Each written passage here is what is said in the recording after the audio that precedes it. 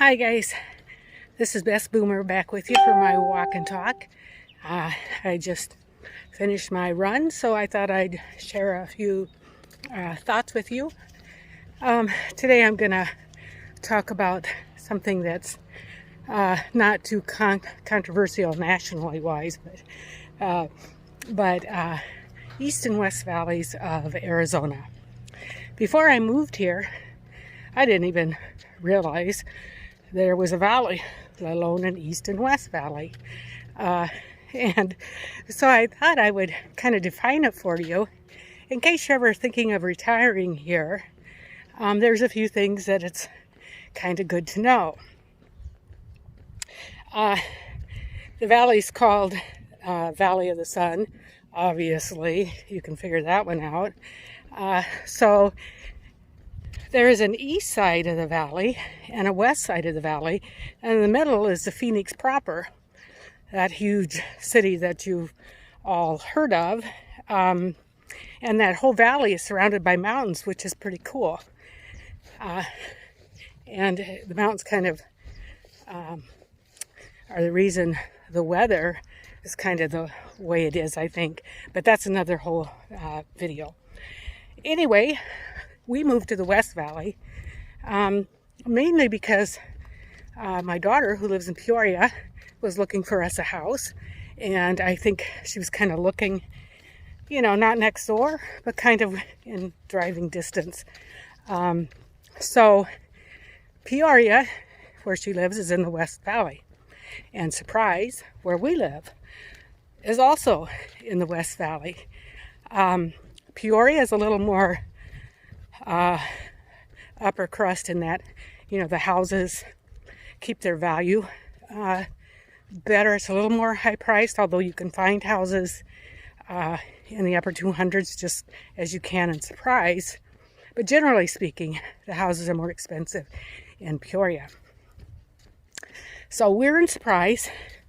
Also in the West Valley is Glendale, which is, these cities all around Phoenix, they blur together. They really do.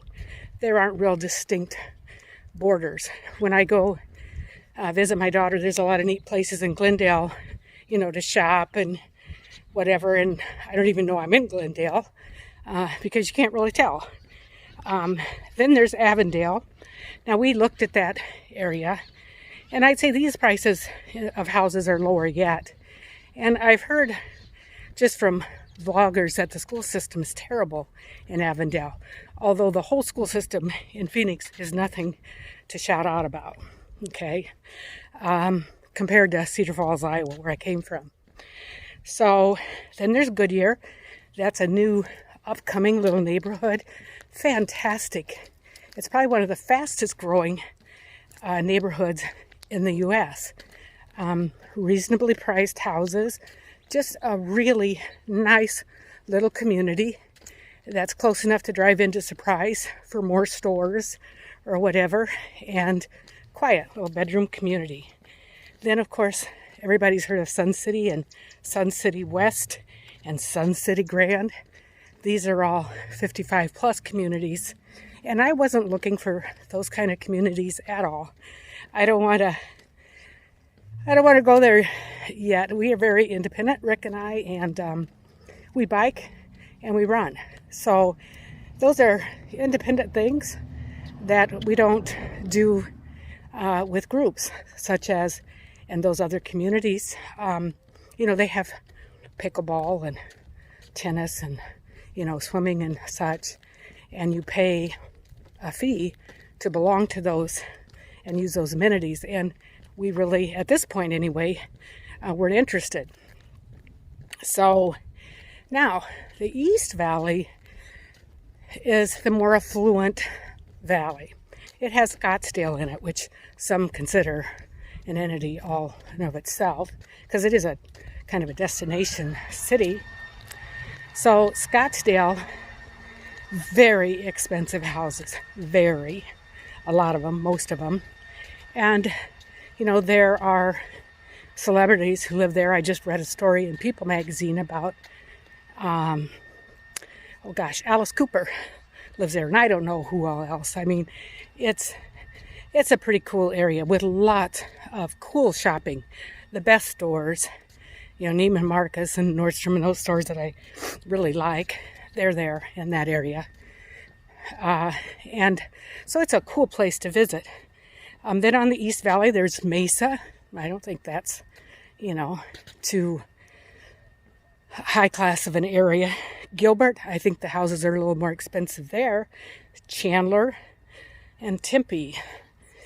So those are some of the examples of the cities there. So I didn't realize there was a little bit of like competition. Where do you live? Do you live in the West Valley or the East Valley? I remember one time talking to a woman. I don't remember if I was in a salon or where I was. And she was asking where I lived. And I said, well, I live in Surprise. In what is it? We have little names for each of our communities. And Surprise Farms 3. And it's like, she almost had a sneer on her face. And I thought, okay, there's something I don't know about here. So it's kind of a prestige thing. Glad I didn't know about it when I moved. It's just kind of funny because people live in different areas for very different reasons. And I will tell you, after now living here for 4 years and traveling around the areas, including Prescott up north, which is an entity all in and of itself, very interesting. I am so glad I'm in the West Valley because the traffic over here is so much better. The East Valley in Scottsdale is kind of like, to me, visiting California. It's a nice place to visit, but I would not want to live there. There's too much traffic, too much going on all of the time, where Surprise is a little bedroom community. Perfect for we in our 60s. If you don't want a 55 plus community. I mean, this is perfect. It's got all ages. We live across from a elementary school across the street, and we absolutely love this area.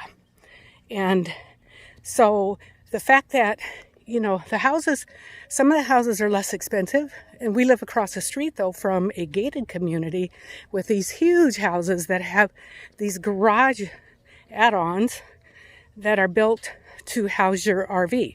I mean, these are huge, third part of your garage, and these houses are big, and they're probably in the $500,000 and $600,000. So in any city, you can find lesser expensive houses and more expensive houses. Now, I will say in Surprise, you're not going to find the $1 million homes, and this you will find in the East Valley, Scottsdale, and I don't even know all the areas, Paradise Valley, and, millions of dollars for these homes. And in a sense, okay, they're big, they have a pool, and my little house is small, and it has a pool, and it serves the purpose pretty darn well. So, I heard one vlogger say, oh, the West Side's boring. You know what? That's part of what I like about it. So, it's just kind of interesting. A fun fact about living in the West Valley, though, I do love to visit California. Coming from Iowa, California was like a different world. I remember the first time I went there, and we saw people on skateboards and short shorts, and this was like in the 80s, and it's like, I said, well, we're not in Kansas anymore. It was very, very interesting. So we love to visit there. And the West Valley is much quicker to get to California than the East Valley is. So consequently, we do visit California more often. In fact, my son and daughter-in-law from Peoria, they're going to go to California just over the 4th of July. And we're going to be renting a little cabin up in Prescott for the whole month of July. So we probably won't be going to California this time. But so that's one little perk. And it's closer to get to Mexico if you want to go to Mexico. I would love to go again, but my husband is like, no on the Mexico visit. So anyway, this is Best Boomer. Consider consider subscribing to my channel if you would. Or if you don't, at least like it and share it. I'd sure appreciate it. I do these walk and talks on Tuesdays, or excuse me, Mondays.